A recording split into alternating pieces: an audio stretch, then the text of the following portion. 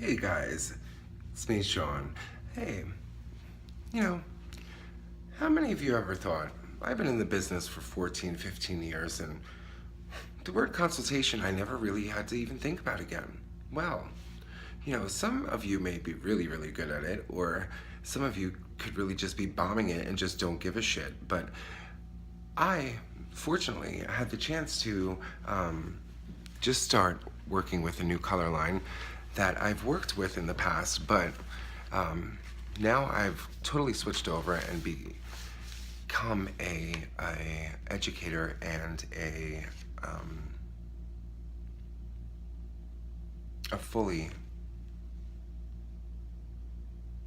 Wella salon, I guess you would say.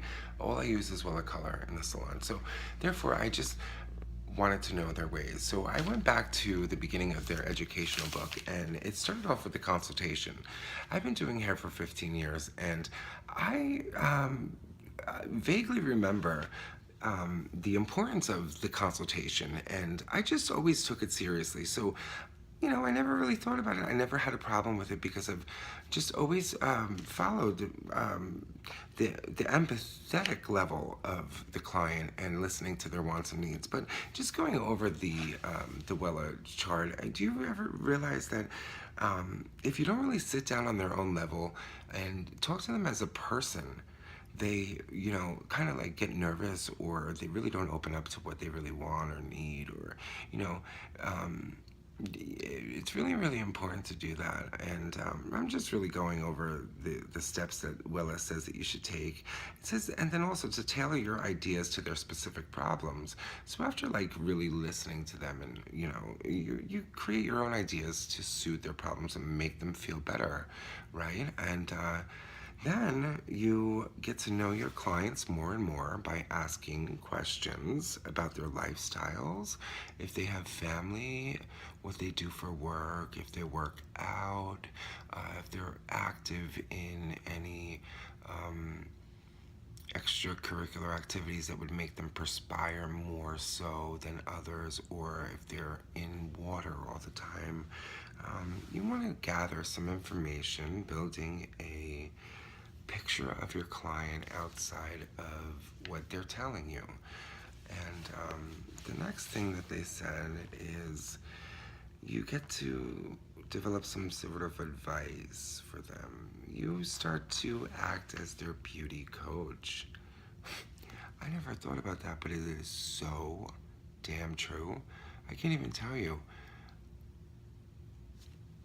This just all should happen to you naturally if you are a good stylist or somebody in the beauty industry. These all should just flow. You are their beauty coach. You consider personal features like skin tones, face shape, bone structure, their height, their weight, their width, and start to create a picture in your mind. Like, you're an artist. Hello. I just find this mind-blowing because it's been 15 years and I read through these steps, and I do this, like, not to toot my own horn, but these are the things that I do. Okay, so then you understand your client's potential. Next step, you know their face, you know their skin tone to go with color, you know their height, you want to go shorter, longer, their hair, you start to break them down and you get to work with them. You give them advice. Then you really want to go over your future plans, your steps to create what the desired look is. Is it going to happen within one full foil and a haircut? Or is it going to take a couple of times to achieve that color? You want to go over a detailed plan. Some people like to discuss what prices they're going to look at. But you do want to reiterate everything that is going to take place, so nobody's into any sort of surprise. And now you can gauge your clients. Some clients just really just don't give a shit.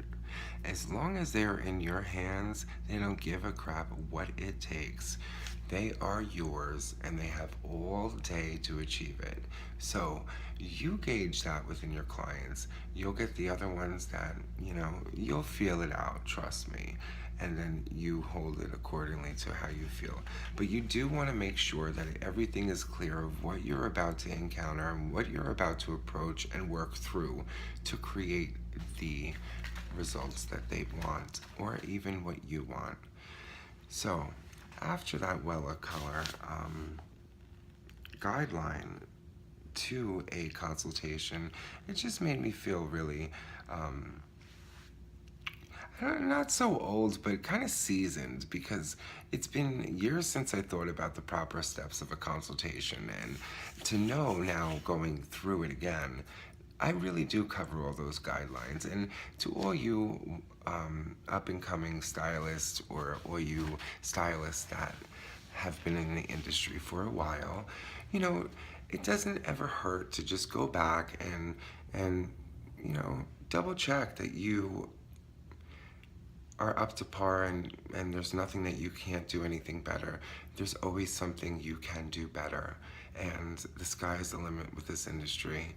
And if you settle and you stop learning, you might as well quit the industry because you never know everything in it, even starting with a consultation.